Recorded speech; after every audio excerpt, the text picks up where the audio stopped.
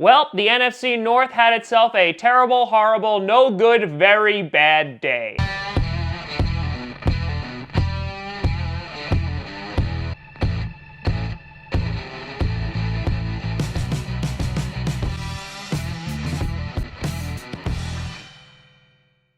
Grassy Posse Packer Nation, welcome to another episode of Packcast, the podcast where you don't have to be a Packers fan, but it sure does help. I am your host, Tom. Why can't we do anything on offense? Grassy, and yeah, speaking of not being able to do anything on offense, hey Bears fans, how you doing? But yeah, the NFC North lost yesterday. Just the entirety of them got completely and totally smacked around, just right across the face and on the ass a little bit. But all four teams in the NFC North failing to get a win.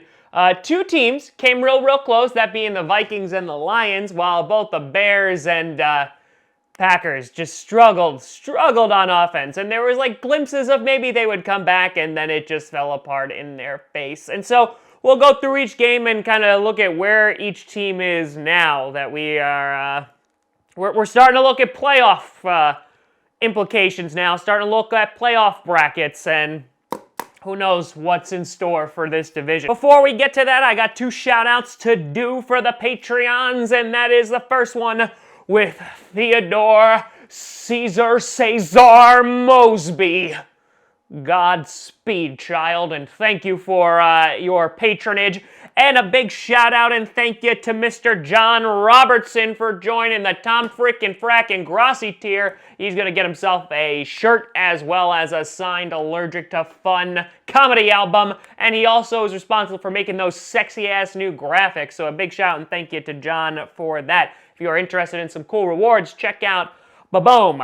Patreon.com/Tom Grossi Comedy. Now, let's start off with the early games, and of course, that brings us to the Chicago Bears losing to the Philadelphia Eagles. And it turned into a close game at the end, but the Eagles completely and totally dominated the first half.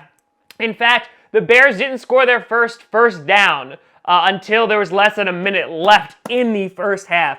But they started making a little bit of a comeback action, but Trubisky's stats were pretty terrible. He made some good throws to like a wide-open Taylor Gabriel. 10 for 21, so they didn't make him throw the ball a whole lot, showing some confidence in the QB for only 125 yards. Montgomery only had about 40 yards rushing, had a few through the air as well. But the big story that I saw, besides the offense being anemic, which it has been for the past couple weeks, was that defense, man. That defense. How many penalties? I mean, there was one point where there was like 4 penalties I think it was 3 penalties in one drive, and then the following drive, they're just going to keep it going. And this was just roughing the passer. You saw neutral zone infractions. It was just offsides. It was just bad. It was just bad.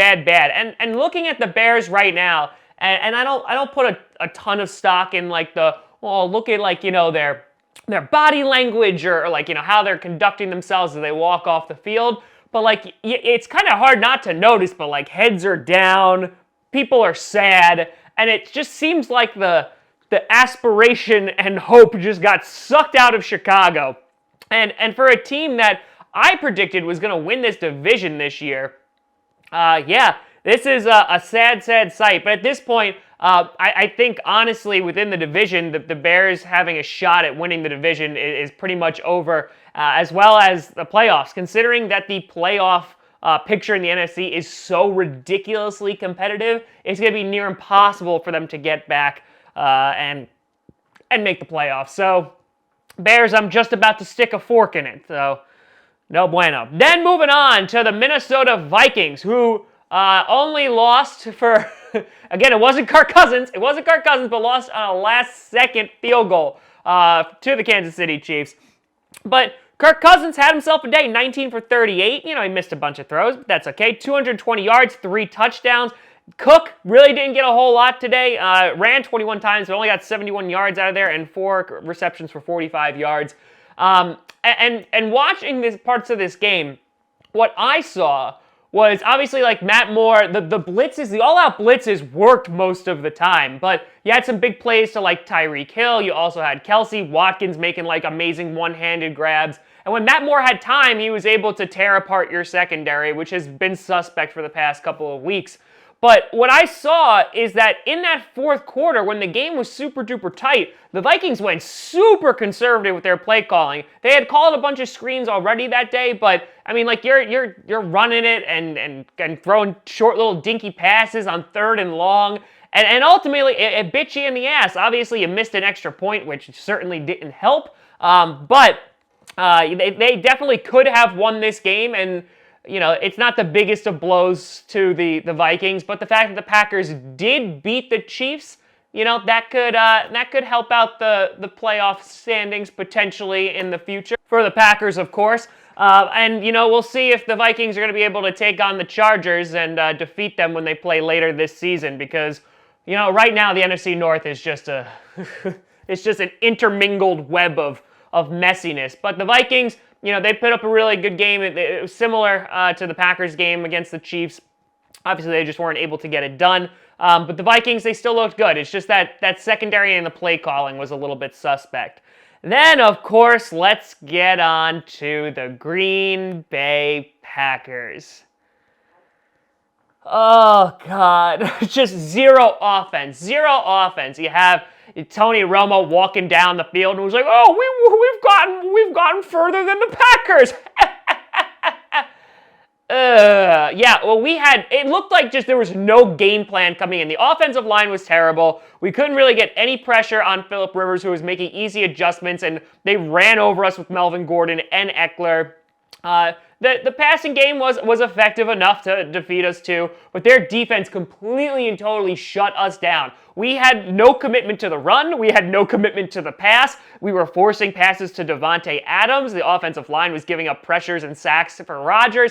It was just bad all around. Rodgers in his press conference was basically like, "Hey, you know, maybe we let the 7-1 kind of get to our head a little bit, and you know, maybe there's some guys not preparing as much as they should have." And so the hope is that after this game, which was just an uppercut to the taint, that they'll be able to bounce back from this. They obviously have a big game at home against the Panthers next week, which Cam Newton will not be playing against them.